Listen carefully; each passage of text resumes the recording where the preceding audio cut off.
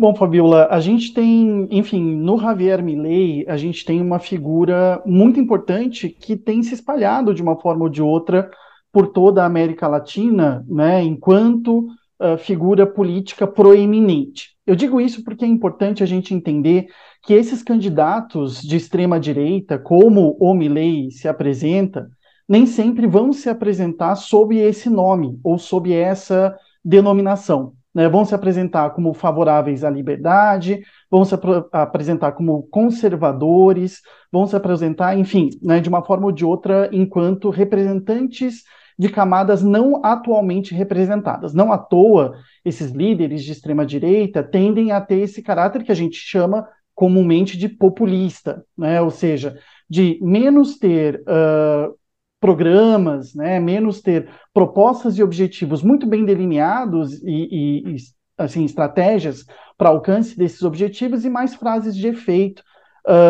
e, enfim, pautadas de uma maneira ou de outra em intenções e linhas gerais, né? Ou seja, o não perder por não ganhar, né? São objetivos que são inalcançáveis, são propostas extremamente abstratas, né? No caso do Milei, a gente tem uma pessoa que se apresenta como outsider, mas que não é um outsider, né? Então acho que isso é um ponto importante também para a gente perceber. É uma tendência nesses candidatos de extrema direita que têm se apresentado, como o Karst, no Chile, né, que quase levou a presidência junto do Boric, mas também uma figura que a gente tem que prestar muita atenção, que é o Nayib Bukele, né, o presidente de El Salvador, que representa meio que esse protótipo, né? O que é esse protótipo de extrema direita?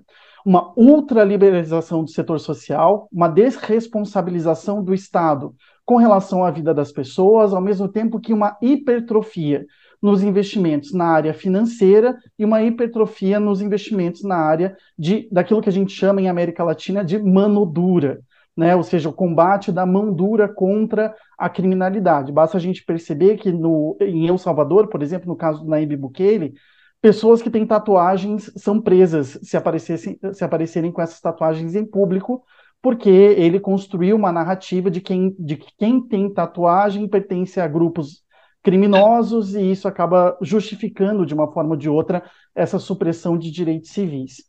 Então a gente tem no Milei uma pessoa que já trabalhou como assessor de político, já foi analista de centro de pesquisa, trabalhou na empresa que gera a maior quantidade de aeroportos lá na Argentina, e que ao mesmo tempo se apresenta como um outsider, ou seja, né, ele tem essa apresentação, o que acaba cativando muitas pessoas. A gente não pode esquecer que o carisma é um papel importante, e ele segue mais ou menos a fórmula de um outro político, que é o Boris Johnson, né, o antigo premier do Reino Unido, né, por se apresentar com cabelo desgrenhado, né, como uma pessoa, enfim, que não liga para o protocolo, quando na verdade está inserido dentro do sistema. O Milei ele tem um plano de 35 anos para a Argentina, e isso é algo que chama bastante atenção, né? Ou seja, assim como outros governos de extrema-direita, assim como nós tivemos aqui no Brasil também,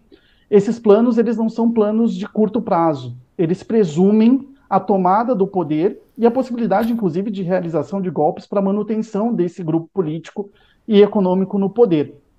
Passaria numa primeira fase pelo corte de gastos públicos, a redução de impostos e reformas na área trabalhista, comercial e financeira.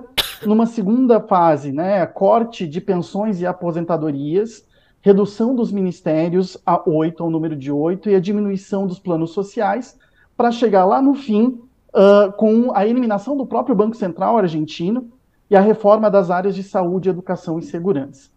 O modelo, tanto do Nayib Bukele quanto do Bolsonaro aqui no Brasil, deve ser observado no pinochetismo do Chile. Então, esse ultraliberalismo latino-americano autoritário tem as suas raízes lá no Pinochet, no Chile, né, no regime que levou o Chile de 73 a 90 a um regime de exceção, enfim, com altos custos sociais e uma região com alta desigualdade. Fabiola.